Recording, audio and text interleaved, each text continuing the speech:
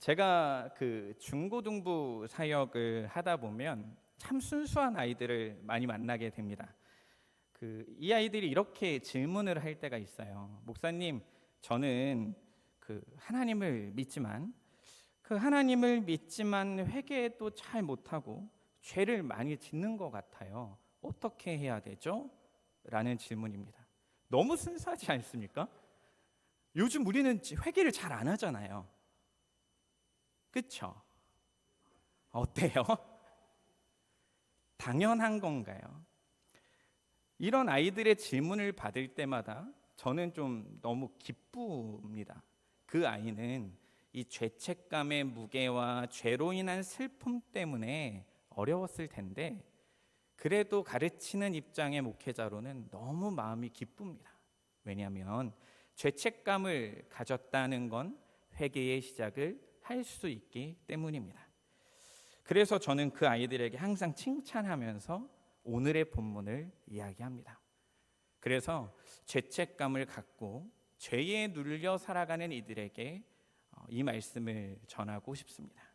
혹시 이 자리에 오신 분들 중에 그 죄책감에 눌려서 힘들어하고 신음한 분들이 혹시나 계시다면 오늘의 말씀이 위로가 되고 소망이 되길 주님의 이름으로 축복합니다. 오늘 우리가 읽은 시는 다윗의 맞쓰길이라고 시작합니다. 맞쓰길이라는 단어를 참 다양하게 해석합니다. 누구는 교훈이라 말하고 누구는 음악에 맞춰 부르는 지혜라고 말합니다. 그런데 정리해 보면 이렇습니다. 교훈과 지혜라고 말할 수 있는 거죠. 그렇다면 왜 다윗은 우리에게 교훈을 주고 지혜를 주고 싶을까요? 우리는 아이들을 키우면서 그렇지 않습니까? 밥 잘 먹고 빨리 자라. 왜 그렇게 말하죠? 뚱뚱해져서 돼지가 되라 이런 말입니까? 빨리 자야지 키도 크고 건강하니까, 골고루 먹어야지 건강하니까, 살아보니까 잘 먹고 잘 자는 것만큼 중요한 게 없으니까 우리는 그렇게 가르칩니다. 오늘 다윗도 그렇게 우리에게 가르치고 있습니다. 다윗이 인생을 살아가다 보니 이건 좀 제발 알았으면 좋겠다라고 하는 마음으로 가르치는 거죠. 다윗이 지은 이 시편 32편은 사무엘하 11장과 12장을 배경으로 합니다. 여러분이 잘 아는 것처럼 다윗의 군대가 암몬 사람들과 함께 전쟁을 하고 있을 때 다윗이 성전에 있었습니다. 이 성에 있었습니다. 이 전쟁에 나가지도 않은 왕이 밤에 잠도 안 자고 돌아다니다가 한 여인을 보게 되고 눈이 얼마나 좋은지 이상하지 않습니까? 여러분 그런 생각 안 해보셨습니까? 얼마나 성전을 열심히 뛰어다니면 목욕하는 여인을 그렇게 아름답게 볼 수 있습니까? 이상한 거 아닌가요? 우리 아이의 집에 지붕이 막 빵 뚫려 있었나?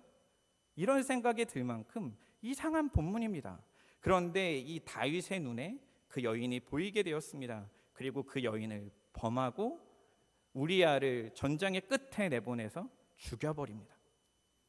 그리고 나서 시간이 좀 지나고 나서 죄를 죄로 느끼지 못한 다윗을 향해 하나님이 나단을 보냅니다. 그리고 나단의 이야기를 통해 제가 죄인입니다 라고 고백하는 게 오늘 이 시편 32편의 배경입니다. 그래서 이제 다윗은 우리에게 교훈하고 지혜를 주고 있습니다. 인간은 죄를 자백해야만 진정으로 행복할 수 있다. 한번 따라해 보시겠습니까? 인간은 이 말투를 따라해야 돼요. 인간은 죄를 자백해야만 진짜로 행복할 수 있다. 믿으십니까? 자, 그렇다면 나는 이번 주에 죄를 회개한 적이 있다. 한번 손들어 볼까요? 멋지게 한번. 이번 주 안 행복한 거 아닙니까? 그럼 다 같이. 목사님 저는 권사여가지고 제가 40년 교회를 다녔는데 이제는 죄를 고백할 게 하나도 없어요. 이러신 분들 계십니까? 다윗은 우리에게 가르쳐 줍니다. 인간은 죄를 자백해야만 진정으로 행복해질 수 있다. 오늘 우리가 함께 시편을 살펴보면서 우리도 죄를 자백하며 참된 행복을 누릴 수 있기를 주님의 이름으로 축복합니다. 우리는 죄 고백을 어떻게 하죠? 죄를 고백해야 된다, 회개해야 된다. 그러면 우리 어떻게 배웠습니까? 일단 죄를 인정해야 되죠. 인정하고 그리고 죄를 고백해야 됩니다. 그리고 나서 무슨 요절 생각나죠? 요한일서 1장 9절 정도 생각납니다. 그렇다고 생각하시면 됩니다. 지금 만일 이렇게 해가지고 시작하는 저는 미쁘시고 의로사 이 말씀 생각하면서 하나님은 나의 죄를 깨끗게 하시는 분입니다. 하나님 제가 어저께 거짓말을 해가지고 김권사가 안 이쁜데 이쁘다고 말했습니다. 하나님 이러면서 회개를 하죠.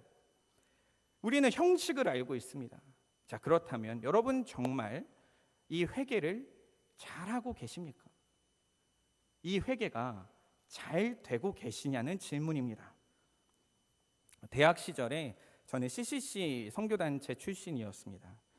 저를 가르쳐줬던 순장님이 저에게 이런 표현을 쓴 적이 있습니다. 이번 금식 수련회는 다 회개하고 와야지. 응진아 너도 금식 수련회 꼭 가야 돼. 금식 수련회는 12월 마지막 주에 드렸습니다. 4박 5일 동안 했던 거였습니다. 그런데 이 말을 이 순장님이 언제 했냐면 6월에서 7월쯤 했습니다. 그래서 제가 순간 왜 그러지라는 생각이 들었습니다. 왜 그런 생각이 들었을까요? 죄를 지었으면 지금 회개하면 되지. 왜 12월 그 마지막 금식 기도회까지 그걸 들고 가지? 그런데 말을 못했습니다. 그 순장님이 무서웠거든요. 그런데 시간이 지나고 저도 신앙생활을 계속 하다 보니 이분의 마음이 조금씩 이해가 됐습니다. 왜냐하면 회개를 한다고 했는데 그 믿는 사람만 아는 그 찝찝한 게 있지 않습니까? 요 마음 한켠에 이거 뭐지? 회개가 된 건가? 안 된 건가 싶은 그 애매하고도 오묘하면서도 그 말로 표현할 수 없는 그런 감정 저만 느꼈나요? 다 느끼고 계시죠? 네. 막 그런 걸 느끼는 겁니다. 그래서 왜 그럴까라는 생각을 했습니다. 왜 그런 감정이 남을까?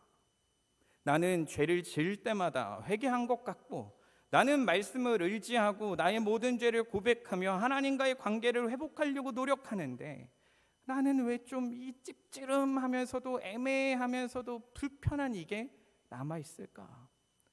그런데 말씀을 보니 좀 이해가 되어가기 시작했습니다. 3절부터 4절입니다. 함께 읽어볼까요? 시작. 내가 입을 열지 아니할 때에 종일 신음함으로 내 뼈가 쇠하였도다. 주의 손이 주야로 나를 누르시오니 내 진액이 빠져서 여름 가뭄의 마름같이 되었나이다. 아멘. 우리는 압니다. 회개는 주님의 말씀을 의지하고 내가 지었던 죄를 고백하면 하나님께서 깨끗하게 해주신다는 것을 압니다. 그런데 오늘 본문이 이렇게 말합니다. 내가 입을 열지 아니할 때에 나는 입을 열고 회개를 했는데 여기서 입을 열지 않았다는 건 뭔 말일까? 라는 생각이 들기 시작합니다. 알아보니 묵상해 보니 그런 겁니다. 말은 했는데 마음 한켠에는 회개를 안 하고 있는 겁니다. 어떤 느낌인지 아십니까? 하나님 제가 거짓말했어요. 하나님 제가 질투했고요. 하나님 제가 이런 잘못을 했습니다. 라고 말은 합니다. 왜냐하면 하나님이 무섭기도 하고 하나님과 관계가 끊어지고 싶지 않아서 말은 합니다. 그런데 우리들의 마음의 한켠에 이건 죄가 아닌 것 같은데 이건 저 사람도 하는 것 같은데 라는 생각이 들기 때문입니다. 우리는 죄를 고백하지 않을 때 신음하게 됩니다. 그 신음은 뼈가 쇠하는 아픔을 경험하는 신음이고 입을 열지 못할 때 아침 저녁으로 하나님이 누르시는 것 같은 것을 경험하게 됩니다. 이 눌림은 여름 가뭄에 지푸라기가 열이 붙을 만큼의 마름입니다. 우리 5절 함께 읽어볼까요? 5절입니다. 시작. 내가 이르기를 내 허물을 여호와께 자복하리라 하고 주께 내 죄를 아뢰고 내 죄악을 숨기지 아니하였더니 곧 주께서 내 죄악을 사하셨나이다. 아멘. 회개는 잘 안 되는데 본문은 이렇게 말하고 있습니다. 곧 주께서 내 죄악을 사하셨다. 내가 입을 열어 고백하니 내 허물을 여호와께 자복하니 곧 깨끗게 하셨다. 회개의 이야기를 하기 이전에 우리가 기준을 삼아야 하는 게 하나 있다는 겁니다. 한번 따라해 보시겠습니까? 내가 죄를 자백하면 지금 당장 용서받는다. 믿으십니까? 이거죠, 이거. 우리는 알면서도 느끼면서도 애매하면서도 이런 회개의 그 찝찝함 가운데 우리가 기억해야 되는 문장 첫 번째는 내가 죄를 자복하고 고백할 때 하나님이 깨끗게 하신다는 겁니다. 이거는 우리의 말이 아니라 하나님의 말씀이요 하나님의 약속입니다. 이것을 잊지 마시길 바랍니다. 내 죄가 얼마나 크냐, 내 죄가 얼마나 넘냐를 떠나서 하나님이 그렇게 하신다는 겁니다. 그러나 우리가 죄를 지을 때, 회개의 그 찝찝함을 느낄 때 사단은 목숨을 걸고 우리에게 두 가지를 이야기합니다. 첫 번째는 하나님을 오해하게 하고 두 번째는 자기 합리화에 빠지게 만듭니다. 사단이 우리를 죄책감의 늪에 빠뜨리는 두 가지의 방법입니다. 첫 번째, 하나님에 대해 오해하게 만듭니다. 분명히 오늘의 말씀에서 이야기합니다. 하나님은 죄를 자백하면 깨끗게 하신다고요. 그러나 사단은 우리에게 계속 유혹하면서 말합니다. 아닐걸. 물음표를 계속 던집니다. 하와한테 했듯이 정말 그러냐? 정말 먹지 말라고 하더냐? 정말 죽을 것이라고 하더냐? 물음표를 계속 던지니까 우리는 그 물음표의 공격에 무너지기 시작합니다. 이 죄는 하나님이 용서하지 않을 거야. 이 또 반복적으로 짓는 죄를 하나님이 용서하겠냐? 하나님이 너를 사랑하겠냐? 이런 반복적인 하나님에 대한 오해를 사단이 계속적으로 우리에게 주게 되면 결국에 사단이 원하는 목적지를 향해 가게 되는데 그게 바로 하나님이 날 구원하셨을까까지 가게 됩니다. 이 회개의 문제를 지금 당장 바로 계속적으로 회개하지 못하고 살아가게 되면 우리 가운데 어떤 일이 일어나냐면 결국에 구원에 대한 의심까지 가게 된다는 거죠. 두 번째로 사단은 이렇게 유혹합니다. 자기 합리화에 빠뜨립니다. 죄에 대한 자기 합리화라는 것은 자신의 죄를 숨기기 위해 다른 이유를 만들어 버리는 걸 말합니다. 그러니까 이 정도는 죄가 아닐 거야. 왜? 목사님도 그러던데 이 정도는 죄가 아니야.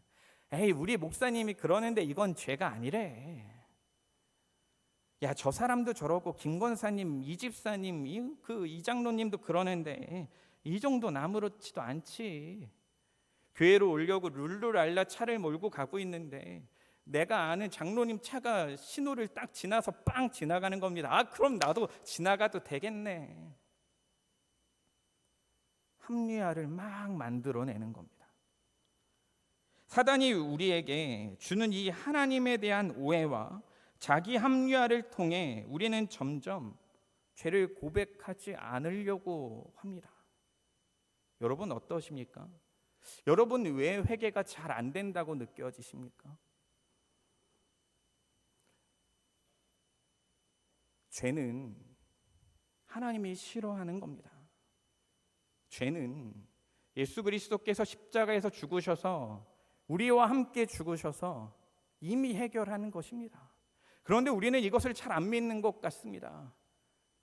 죄는 마땅히 지어도 되는 것처럼 말하며 살아갑니다. 내 육체가 약해서요. 나는 부족해서요. 라고 말하면서 마땅히 그 죄를 누리면서 살아갑니다. 그래서 이 죄나 회개에 관한 설교들이 많이 없는 것 같지 않습니까? 죄를 고백하는 형식만 갖추고 용서받았을 거야 라고 하고 넘어가 버리고 있지는 않으십니까? 여러분, 다시 한번 여러분에게 권면합니다. 포기하지 않고 하나님께로 나아가십시오. 여러분을 위해 십자가에서 죽으시며 여러분의 죄의 문제를, 우리의 죄의 문제를, 나의 죄의 문제를 해결하시기 위하여 피 흘려 죽으신 예수님께로 나아가십시오. 우리는 예수님과 함께 죽고 예수님과 함께 살았습니다. 그러니 우리의 회개는 형식적 고백이 아닌 우리의 관계의 회복이요, 우리의 전인격적인 변화여야 한다는 것입니다. 죄를 회개하지 않고 쌓아두고 살기 시작하면 우리의 양심은 점점 무뎌집니다. 이 정도 거짓말은 괜찮을 거야. 이 정도 질투는 괜찮을 거야. 이 정도는 괜찮을 거야. 이 정도는 괜찮을 거야. 혹시 집에 음식물 쓰레기통이 집 안에 계신 분 계십니까? 고개를 한번 끄덕여 볼까요? 다 밖에 있나요? 요즘은 그 싱크대에서 쥐잉 하면서 없어지더라고요. 어쨌든 음식물 쓰레기통이 집에 있다고 가정을 해보시죠. 그 주에 생선도 먹고 그 주에 먹을 냄새 날 거 다 먹고 음식물 쓰레기통에 다 버렸습니다. 근데 음식물 쓰레기통을 탁 여는 순간 막 향기 나는 샤프란 이런 냄새가 납니까? 막 딱 여는 순간 역겹고 막 짜증나고 막 욕이 입까지 튀어나오는 냄새가 막 확 올라오지 않습니까? 여러분, 그렇다고 혹시 음식물 쓰레기통을 계속 싸서 옆에다가 모아두십니까? 안 갖다 버리고? 안 그러지요. 안 그럽니다. 우리는 역겹더라도 그것을 갖다 버립니다. 왜냐하면 음식물 쓰레기통이 차고 넘치면 집에서 역겨운 냄새가 날 걸 알기 때문이죠. 우리의 죄도 마찬가지입니다. 쌓아두고 이 정도는 괜찮을 거야 하고 저쪽 구석에 팽개쳐버리고 이쪽 구석에 숨겨버리면 그 음식물 쓰레기통이 우리들의 마음 가운데 계속 생기는 겁니다. 그래서 마음의 여유가 하나도 없는 겁니다. 조금 지나가다 음식물 쓰레기통을 탕 치게 되면 냄새가 고약하게 올라와서 누군가가 하는 말에 상처를 내고 누군가가 하는 말에 답답함을 느끼며 나도 그렇지 않았던 표현을 하기 시작하게 됩니다. 음식물 쓰레기는 밖에 버려야 됩니다. 그러면 그 청소부 아저씨들이 잘 가져갑니다. 회개도 마찬가지입니다. 버릴 때마다 밖에 버려야 됩니다. 예수 그리스도께서 피 흘려 그것을 치우십니다. 죄에 대해 무서워서 또는 두려워서 이 음식물 쓰레기통을 열지 않고 닫아만 놓는다면 지금 이 다윗이 말하는 것처럼 죄에 짓눌려 신음하고 무너져 살아가는 여름 가뭄에 메말라 버리는 그 마음을 경험하게 되는 겁니다. 여러분, 혹시 여기에 하나님을 찬양하고 싶고 예배하고 싶은데 내 마음이 계속 이상하게 메마르고 이상하게 내가 왜 이렇게 은혜를 받지 못하지라고 생각하시는 분이 있다면 여러분 안에 있는 음식물 쓰레기통을 찾아보시길 바랍니다. 어디에 숨겨놨나 찾아보십시오. 사단은 계속 오해하게 만들 겁니다. 하나님에 대한 오해와 이 자기 합리화에 대한 오해로 그걸 숨기게 만들 겁니다. 그러나 오늘의 이 기도의 시간이 여러분이 그것을 찾아내는 시간이 되시길 주님의 이름으로 축복합니다. 우리 요한일서 1장 9절 한번 찾아볼까요? 요한일서 1장 9절입니다. 앞에 안 나오는 거 아시죠? 네. 요한일서 1장 9절입니다. 찾으셨으면 아멘 할까요? 함께 읽겠습니다. 시작. 만일 우리가 우리 죄를 자백하면 그는 미쁘시고 의로우사 우리 죄를 사하시며 우리를 모든 불의에서 깨끗하게 하실 것이요. 아멘. 아멘입니다. 아멘입니다. 회개는 죄를 자백하는 겁니다. 그러면 어떤 일이 일어나냐면 음식물 쓰레기를 밖에 버리면 어떤 일이 일어나냐면 그 쓰레기통 차에서 나오는 삐용삐용 소리가 나면서 예수님이 그것을 깨끗하게 하십니다. 그 죄를 깨끗하게 하는 건 우리의 역할이 아니라 예수 그리스도의 역할이십니다. 그리고 이미 승리하신 역할입니다. 하나님께서 나의 죄를 사하시는 유일한 분임을 여러분 믿으시길 바랍니다. 죄를 자백하면 그분은 깨끗게 하신다는 것을 믿으시길 바랍니다. 그래서 흔히 세상으로 달려갔던 우리의 방향을 하나님께로 유턴하여 하나님께로 나아가시길 바랍니다. 구원을 받아 하나님의 자녀로 살다가도 나의 방향이 수도 없이 세상을 향해 나아갈 때 방향을 트시길 바랍니다. 하나님에게로 말이죠. 그래서 이 회개는 내가 지은 죄를 내가 지우려고 노력하는 게 아닙니다. 하나님, 내가 지은 죄가 너무 큽니다. 나는 이런 죄도 짓고 이런 죄도 지어서 하나님이 용서 못할 겁니다. 아니요, 그것만한 교만이 없습니다. 그거 엄청난 교만입니다. 하나님, 제가 이러한 죄를 졌습니다. 그러나 주님을 의지하며 고백합니다.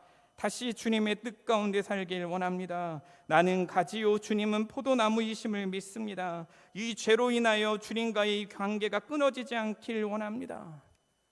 다윗의 고백처럼 주의 영을 떠나지 않게 하소서라는 고백이 우리에게 필요합니다. 이렇게 말씀을 의지하여 고백할 때 감동이 있을 수도 있고요, 감동이 없을 수도 있습니다. 누구는 밤새 기도할 수도 있고요, 누구는 밤새 기도하지 않을 수도 있습니다. 그러나 여러분, 끝까지 하나님께 매달려 기도하시길 바랍니다. 그 찝찝함이 남아있다면 그것이 깨끗하여질 때까지 주님을 붙잡고 기도하시길 바랍니다. 답은 거기에 있습니다. 죄의 회개에 대한 이 찝찝함을 어떻게 해결해야 됩니까? 유명한 목사님을 찾아가면 되나요? 아니면 유명한 심령술사를 찾아갑니까? 아니면 요즘 아이들이 찾아가는 타로점을 찾아갑니까? 아니면 인터넷 운세를 볼까요? 아니요, 그걸로 해결되지 않습니다. 오직 하나님에게로 갈 때 그 죄의 문제가 해결됩니다. 그 찝찝함, 그 답답함을 가지고 계셨던 분, 오늘 제발 주님께 나아가셔서 끝을 보시길 바랍니다. 죄의 문제는 그냥 넘길 것이 아닙니다. 죄를 지은 순간 바로 그때 하나님께 회개해야 합니다. 6절 함께 읽어볼까요? 오늘의 말씀 시편 32편 6절의 말씀입니다. 시작. 이로 말미암아 모든 경건한 자는 주를 만날 기회를 얻어서 주께 기도할지라. 진실로 홍수가 범람할지라도 그에게 미치지 못하리이다. 아멘. 죄를 고백하며 회개하는 건 주님을 만날 기회입니다. 기가 막힌 것 아닙니까? 죄를 회개하지 못하고 그 찝찝함이 남아서 신음하고 부들부들 걸리는 우리를 향해 주님이 말씀하는 겁니다. 주님을 만날 때다. 주님을 만날 때다. 죄가 범람하여 홍수처럼 우리에게 들이닥치는 그 순간 하나님께서 그것을 막아주신다고 합니다. 주님을 만날 때 하나님이 그것을 막아줍니다. 우리의 힘으로 가능한 것이 아닙니다. 하나님께서 가능하게 하시는 겁니다. 여러분, 하나님께로 나아가는 것을 멈추지 마십시오. 포기하지 말고 주님을 의지하여 기도하십시오.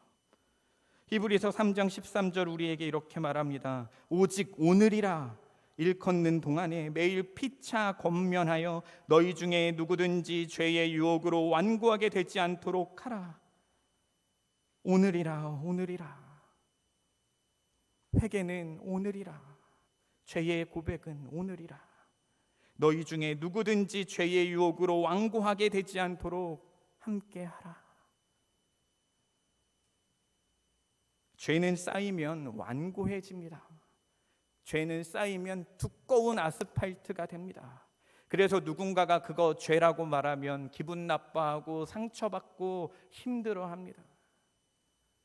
집사님, 권사님, 이거 죄입니다 라고 말하면 기분 나빠하고 답답해합니다. 왜요? 완고해졌으니까. 매일 용서받지 못하고 매일 주님께 나아가지 못하고 매일 주님과 교제하지 못하면 점점 완고해집니다. 이런 설교가 기분 나빠질 수밖에 없습니다. 완고해집니다. 그래서 오늘의 본문은 결론과 같은 내용을 1절과 2절에게 우리에게 말해주고 있습니다. 이 완고함이 아닌 행복을 쫓으라고 이렇게 말합니다. 1절과 2절 함께 읽겠습니다. 시작.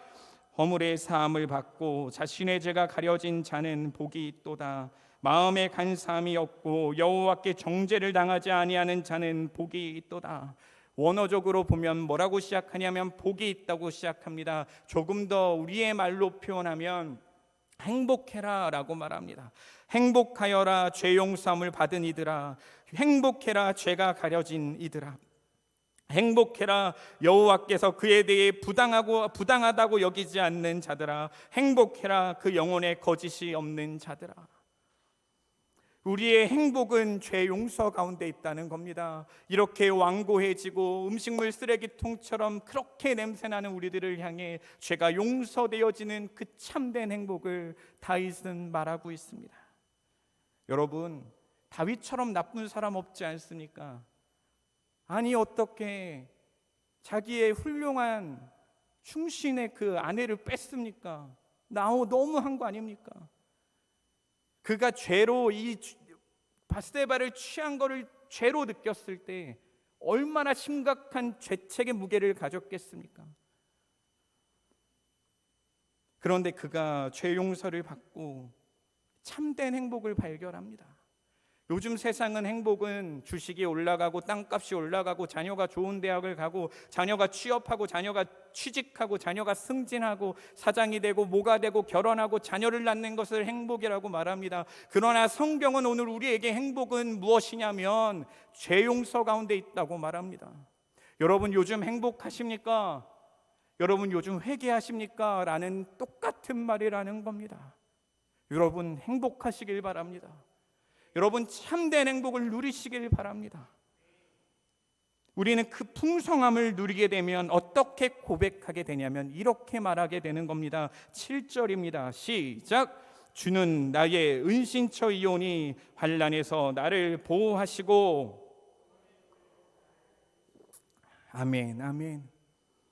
주는 나의 은신처라고 고백할 수 있는 것, 내가 피할 유일한 바윗이라고 말할 수 있는 건 어디 있냐? 내가 죄 고백을 한 그 은혜를 누린 자라는 고백을 할 때 가능해지는 겁니다. 죄 용서의 행복은 전하게 됩니다. 죄 용서를 받으니 행복하더라. 너희도 그 인신처이신 주님을 발견했으면 좋겠다라고 다윗은 말하기 시작합니다. 여러분 집에 있던 아이가 부모님이 소중하게 여기는 걸 깨트리고 나서 보통 말을 하나요? 말을 안 하나요? 그때 딱 보입니다. 그 가정이 어떤지. 엄마가 소중하게 여기는 도자기를 깼다고 해볼게요. 도자기를 깼을 때 애가 말 안 하고 도망다니고 가만히 조용히 있으면 그 집은 애가 그 실수할 때마다 칭찬을 했을까요? 엄청나게 욕을 했을까요?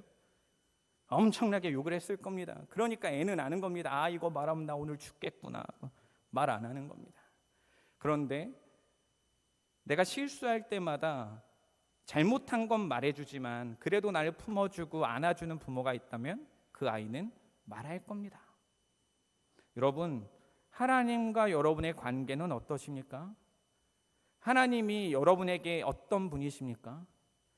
내 죄를 고백하며 나 죽여버릴 것 같아서 말 못하겠어 그러십니까?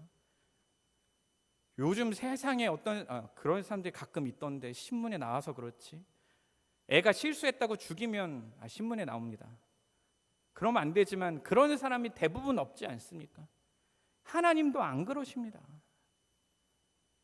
죽을 것 같고 이 죄의 무게가 너무나도 커서 고백하지 못할 것 같은 죄가 있어도 하나님께 구하셔도 됩니다. 여러분, 하나님은 우리에게 그런 아버지이십니다.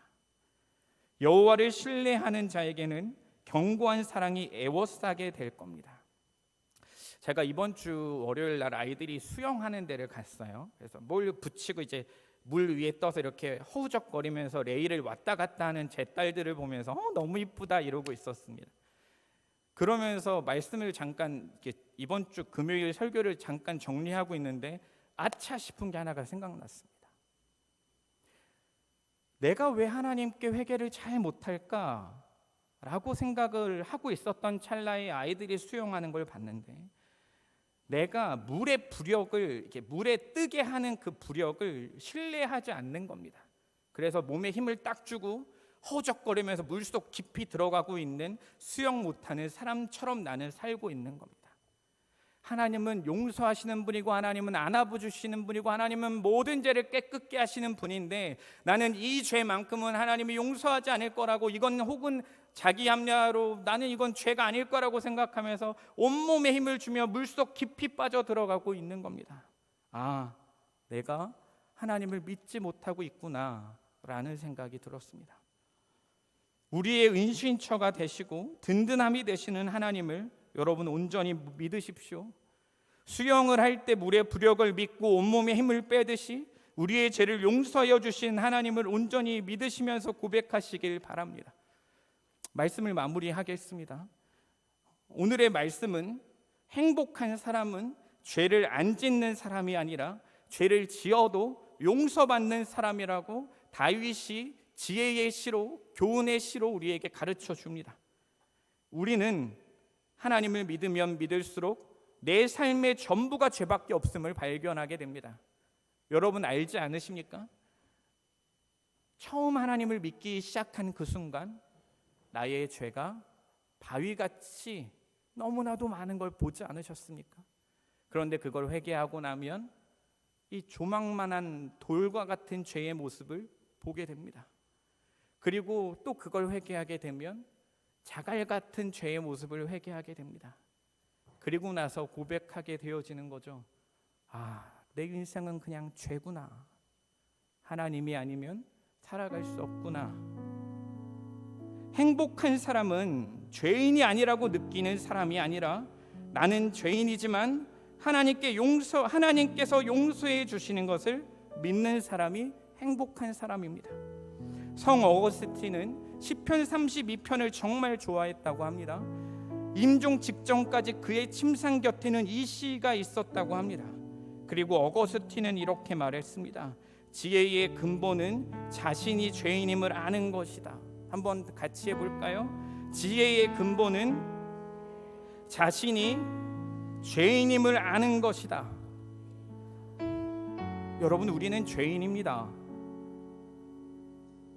맥스 루케이드라는 분이 예수가 선택한 십자가에서 이런 글을 썼는데 한번 들어보십시오. 하나님은 우리의 실수를 용서하시는 정도가 아니다. 아예 없애버린다. 우리는 실수를 그분께 가져가기만 하면 된다. 그분이 원하시는 것은 우리가 이미 저지른 실수만이 아니다. 그분은 우리가 현재 저지르며 사는 실수도 원하신다. 고백하길 원하신다. 오늘 당신의 삶에도 실수가 있는가? 음주가 과한가? 직장에서 남을 속이고 있는가? 배우자를 속이고 있는가? 돈 관리가 엉망인가? 인생의 관리가 엉망인가? 그렇다면 아무 문제도 없는 척하며 살지 마라. 넘어지지 않은 척하지 마라. 그대로 다시 시합에 뛰어들려 하지 마라. 먼저 하나님께 가라. 하나님께 가라. 넘어진 후에 당신의 첫걸음은 십자가여야 한다. 십자가여야 한다. 여러분, 우리가 회개해야 하는 그 첫 번째 발걸음의 시작은 십자가여야 합니다. 그때 우리에게 넘치는 행복이 시작될 겁니다.